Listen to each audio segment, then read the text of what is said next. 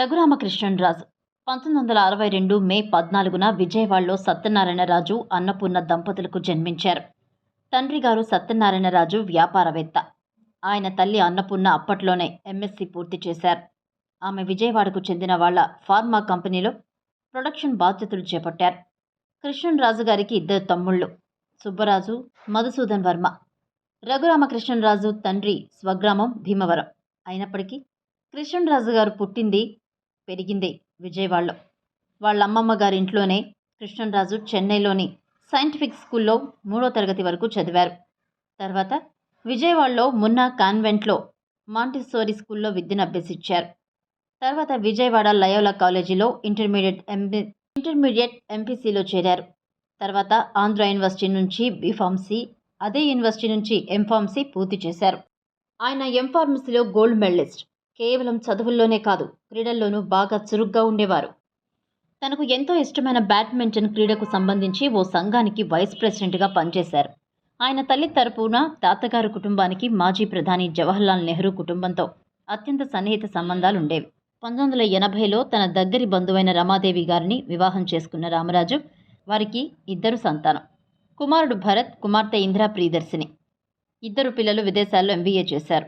ఆయన తన కుమార్తెను వైఎస్ఆర్ స్నేహితుడు కేవీపీ రామచంద్ర ఇంటికి కోడలుగా పంపించారు. మొదటి నుండే నెహ్రూ కుటుంబంతో రఘురామకృష్ణరాజు కుటుంబానికి సన్నిహిత సంబంధాలుండేవి. దీనివల్ల కాంగ్రెస్ పార్టీ సానుభూతి పరుడుగా ఉండేవారు రఘురామకృష్ణరాజు. అలాగే వైఎస్ రాజశేఖర రెడ్డితో రఘురామకృష్ణరాజుకి అత్యంత సన్నిహిత సంబంధాలుండేవి. ఆ కారణంగానే వైఎస్ చనిపోయిన తరువాత తదుపరి పరిణామాల నేపథ్యంలో జగన్కు మద్దతుగా నిలిచారు. జగన్ స్థాపించిన వైఎస్ఆర్ కాంగ్రెస్ పార్టీలో చేరారు. కానీ జగన్తో అభిప్రాయ భేదాల కారణంగా 2014 ఎన్నికలకు ముందు బీజేపీ తీర్థం పుచ్చుకున్నారు. ఆ పార్టీ నుంచి నరసాపురం ఎంపీ టికెట్ ఆశించగా అధిష్టానం ఆయనకు మొండిచేతి చూపించింది. ఆ ఎన్నికల్లో టీడీపీ అధికారంలోకి రాగా తనకున్న వ్యాపార కారణాల రీత్యా తెలుగుదేశం పార్టీ జెండా పట్టాల్సి వచ్చింది. వాస్తవానికి రామకృష్ణరాజు యాక్టివ్ పాలిటిక్స్లో అంతగా ఇమ్మడలేకపోయారు. దీంతో టీడీపీకి గుడ్ బై చెప్పేశారు. 2019 ఎన్నికల్లో ఎలాగైనా నరసాపురం ఎంపీ స్థానానికి పోటీ చేయాలని భావించిన ఆయన తిరిగి జగన్ కలిసి వైసీపీలో చేరారు. అనుకున్నట్లుగానే ఎంపీ టికెట్ సాధించారు.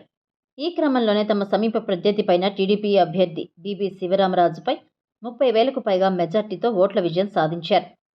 అయితే తదనంతరం జరిగిన పరిణామాలతో వైసీపీ రెబెల్ ఎంపీగా మారారు. పార్లమెంట్లో సైతం వైసీపీ ప్రభుత్వ విధానాలపై తీవ్ర స్థాయిలో విమర్శించారు. అలాగే జగన్ వ్యతిరేకంగా టీవీ డిబేట్లో మాట్లాడడం చూసే ఉంటాం.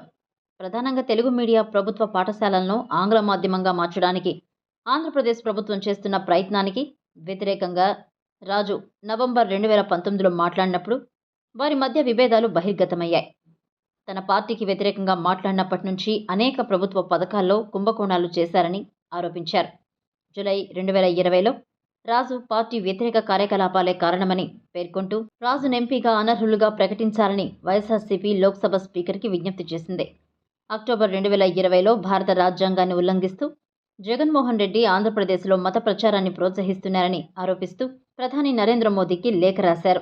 రఘురామకృష్ణరాజు వారసత్వ ఆశలతో పాటు తనకున్న తెలివి, ప్రతిభతో కంపెనీలో స్థాపించబడ్డ వ్యాపారవేత్తగా జాతీయ స్థాయిలో పేరు సంపాదించారు. ఇన్ భారత్ పవర్ లిమిటెడ్ అనే పవర్ ప్లాంట్ ప్రాజెక్టుకు ఆయన చైర్మన్గా వ్యవహరిస్తున్నారు. ఇది మొదట కునుమూరు హోల్డింగ్ ప్రైవేట్ లిమిటెడ్ పేరుతో 1995లో ఫిబ్రవరి 17వ తారీఖున ఏర్పాటైంది. తర్వాత రైస్ బ్రాన్ ఆయిల్ తయారీ స్టార్ట్ చేశారు. 1997-98 మధ్యలో 6 మెగావాట్ల కెపాసిటీ ఉన్న స్టార్టప్ ప్రారంభించారు. ఆ తర్వాత తమిళనాడులో 3 పవర్ ప్లాంట్లను, ఒరిస్సాలో 700 వాట్స్ ఉత్పత్తి చేసే కెపాసిటీ ఉన్న ఒక్క పవర్ ప్లాంట్ స్థాపించారు.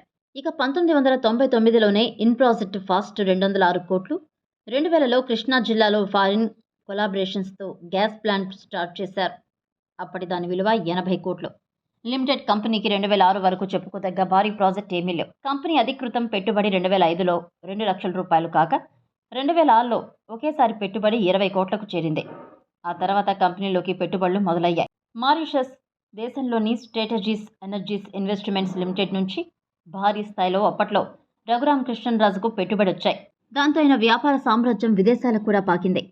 అలాగే ఇండియన్ ఓషన్లోని కానీ మంథన్ అనే ప్రాంతంలోని బొగ్గు గనులు సైతం చేతికందిపుచ్చుకున్నారు రఘురామకృష్ణరాజు.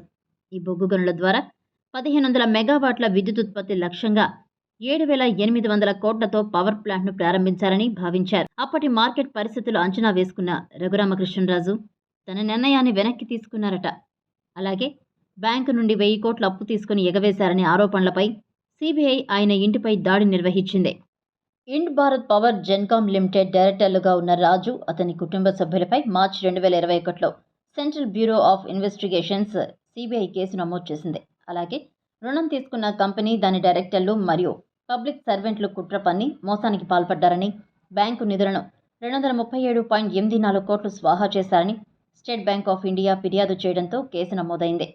2021 ఏప్రిల్లో జగన్మోహన్ రెడ్డికి మంజూరైన బెయిల్ను రద్దు చేయాలని ఆయన సిబిఐ ప్రత్యేక కోర్టును కోరారు. ఆదాయానికి మించిన ఆస్తుల కేసులో 2012 నుంచి బెయిల్పై ఉన్న ముఖ్యమంత్రి బెయిల్ షరతులను ఉల్లంఘించారని ఆరోపించారు. 14 మే 2021 మత సామరస్యానికి భంగం కలిగించడం, జగన్మోహన్ రెడ్డి ప్రభుత్వంలోని ప్రముఖులపై అసత్య ఆరోపణలు చేయడం ఆంధ్రప్రదేశ్ నేర పరిశోధనా విభాగం సిఐడి రాజును అరెస్ట్ చేసింది.